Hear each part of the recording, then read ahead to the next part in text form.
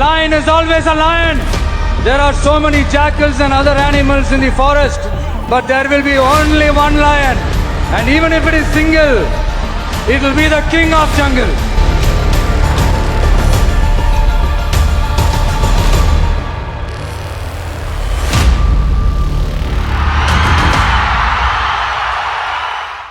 તમિલનાડુના રાજકારણમાં દાયકાઓથી બે જ સિંહ ગર્જના કરતા હતા, એક ડીએમકે અને બીજું એઆઈએડીએમકે. પણ 2026ની આ સવારે દક્ષિણના આંગણે એક નવો જ ઇતિહાસ લખાયો છે. કોઈ ગઠબંધન નહીં અને કોઈ મોટા માથાનો સાથ નહીં, માત્ર એક ચહેરો અને લાખોનું સમર્થન. જી હા મિત્રો, આજે વાત કરવી છે એવા સુપરસ્ટારની કે જેણે રિયલ લાઈફમાં પણ સાબિત કરી દીધું છે કે તેઓ the greatest of all time એટલે કે ગોડ છે. થલપતિ વિજય અને તેમની પાર્ટી ટીવીકે 108 બેઠકો પર લીડ મેળવીને આખા દેશના રાજકારણીઓને વિચારતા કરી દીધા છે. પણ શું આ સફર એટલી જ સરળ હતી? આજે જાણીશું કે વિજયના એવા રહસ્યો જે ભાગ્યે જ કોઈ જાણે છે. નમસ્કાર, લલકાર ન્યૂઝ સાથે હું રિયા રાવ. આપના પોતાના પ્લેટફોર્મ લલકારને લાઈક કરો, ફોલો કરો, સબસ્ક્રાઇબ કરો અને શેર કરો.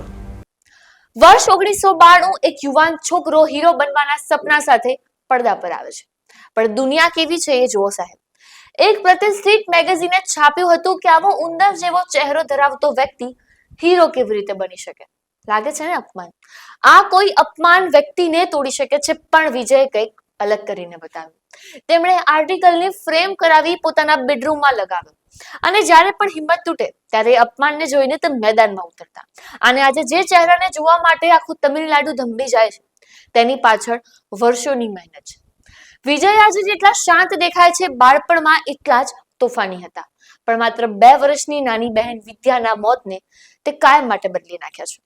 બહેનના ગયા પછી વિજય એકદમ ગંભીર થઈ ગયા અને આજે પણ તેઓ પોતાની બહેનની યાદમાં ચેરિટી ટ્રસ્ટ ચલાવે છે.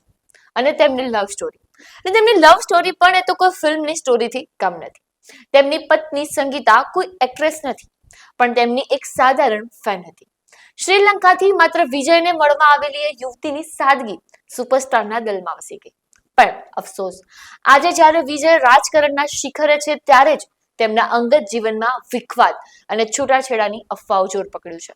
શું આ માત્ર અફવા છે કે વિરોધીઓનું કોઈ રાજકીય કાવતરું? રાજકારણમાં આવતા પહેલા વિજયે પોતાની ફિલ્મોને જ હથિયાર બનાવ્યા. લિયો હોય કે ધ ગોટ હોય, દરેક ફિલ્મમાં સિસ્ટમ સામે સવાલો ઉઠાવ્યા છે અને એટલે જ સરકારે તેમના વહેલી સવારના શો પર પ્રતિબંધ મૂક્યા છે. વિવાદ તો ત્યાં સુધી વધ્યો કે તેમની છેલ્લી ફિલ્મ માટે તેમણે 275 કરોડ રૂપિયા ફી માંગી. લોકો તેવું પણ કહી દીધું કે વિજય રાજકારણમાં આવવા માટે ફંડ ભેગું કરી રહ્યા છે. પણ વિજયનો જવાબ ક્લિયર અને સ્પષ્ટ હતો. ફિલ્મી કરિયરને અલવિદા કહીને હવે માત્ર જનસેવા. અને સૌથી મોટો આંચકો તો ત્યારે લાગ્યો કે જ્યારે વિજય પોતાના જ પિતા સામે કોર્ટમાં કેસ કર્યો.